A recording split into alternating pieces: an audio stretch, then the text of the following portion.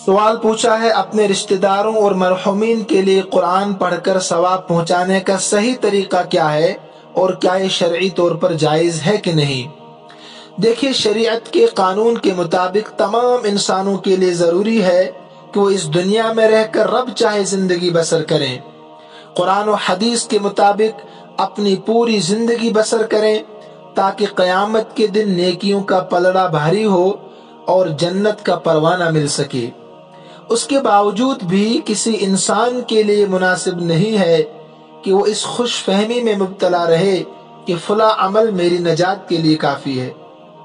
اس لیے کہ اللہ ہی بہتر جانتا ہے کہ ہمارا کون سا عمل قبول ہوا ہے اور کون سا قبول نہیں ہوا ہے۔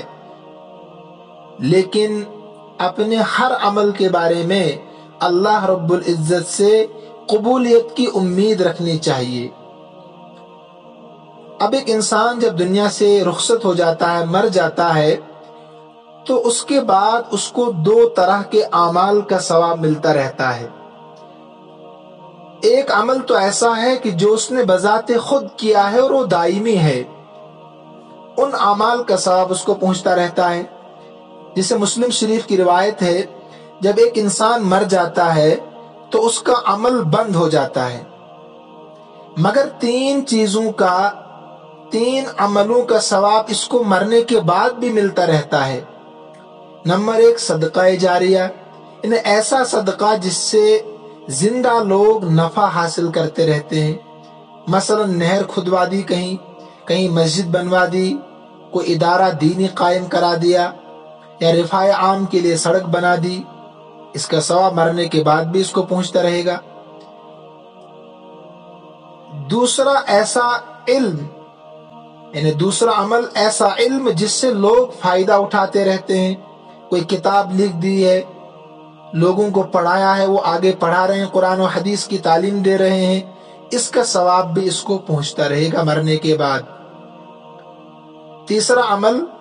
ایسی نیک اولاد جو اپنے والدین کے لیے دعائے مغفرت کرتی رہتی ہے اس کے مرنے کے بعد۔ تو ان تین قسم کے اعمال کا ثواب میت کو پہنچتا رہتا ہے اس کے دنیا سے جانے کے بعد بھی۔ اب جس طرح میت کو اپنے بعض اعمال کا اجر و ثواب پہنچتا رہتا ہے اور احادیث سے ثابت ہے، اسی طریقے سے مرنے والے کو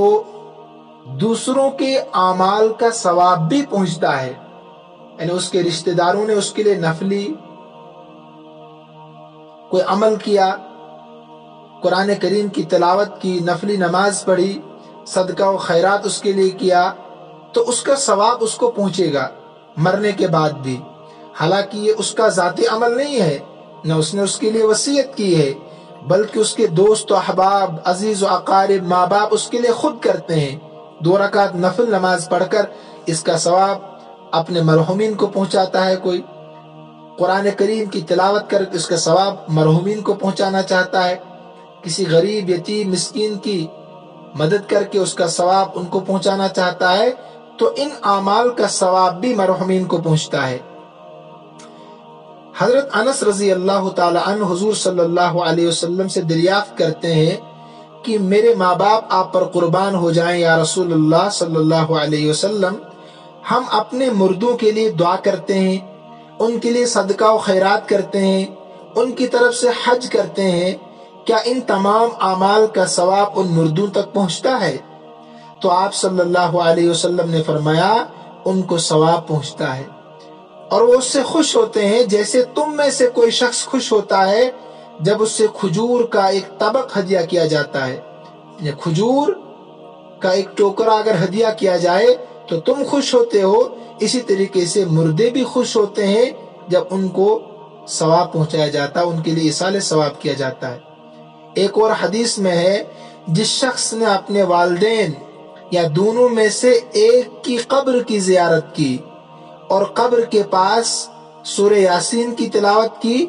تو اس کی مغفرت ہو جاتی ہے۔ اسی طریقے سے ابو داؤد کی ایک روایت ہے کہ حضرت علی رضی اللہ تعالی عنہ نے 2 مینڈھے قربان کیے اور فرمایا کہ مجھے رسول اللہ صلی اللہ علیہ وسلم نے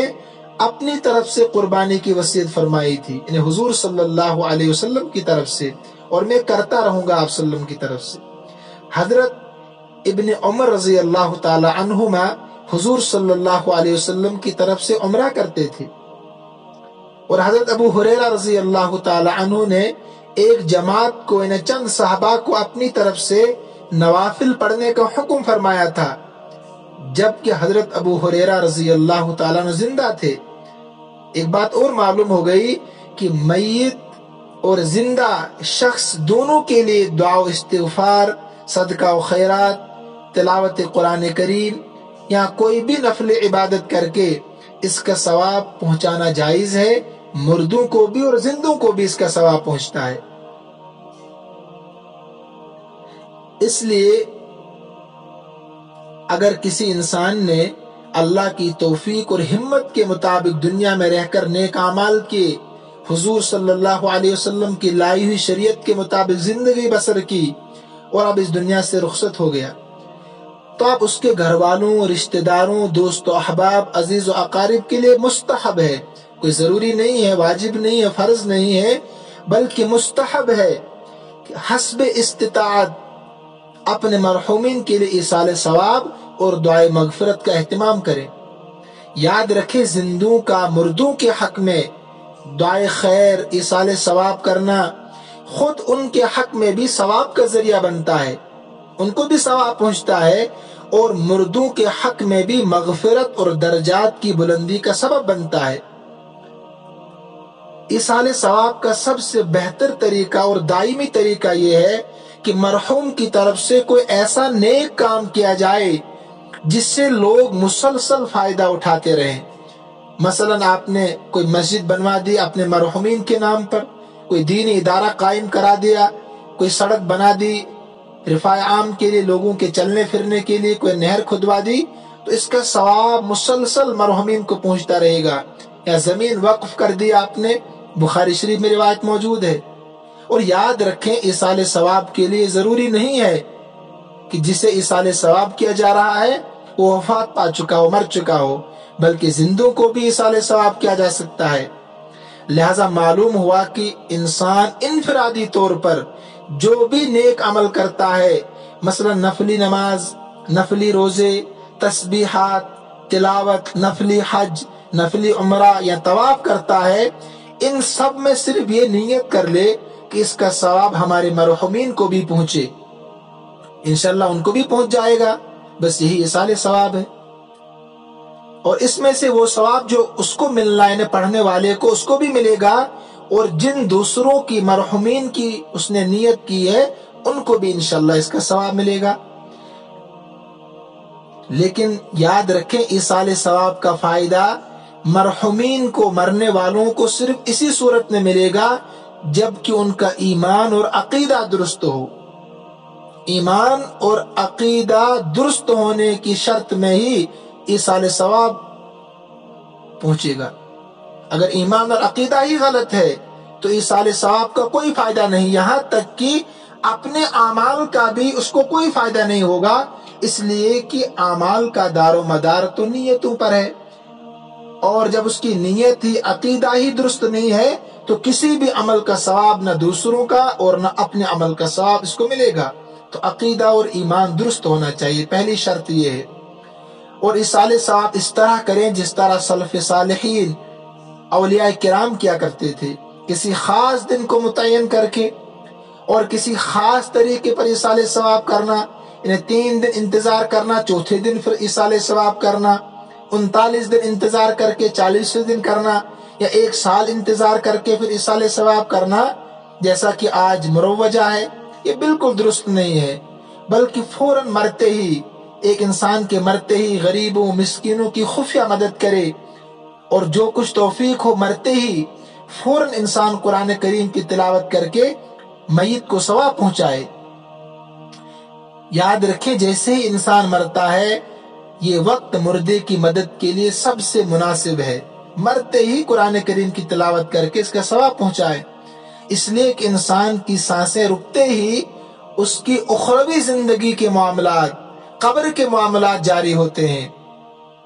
حدیث میں ہے کہ حضور صلی اللہ علیہ وسلم نے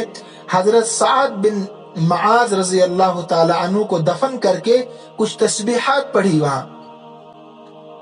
دیکھیے ایصال ثواب سے کوئی منع نہیں کرتا، البتہ منکرات و مکروہات سے منع کرتے ہیں علماء کرام، جن سے میت کو ثواب بھی نہیں پہنچتا ہے اور مال بھی تباہ برباد ہو جاتا ہے۔ لہذا ایصال ثواب کا کوئی خاص طریقہ شریعت میں متعین نہیں ہے، اور نہ کسی خاص دن کی قید ہے،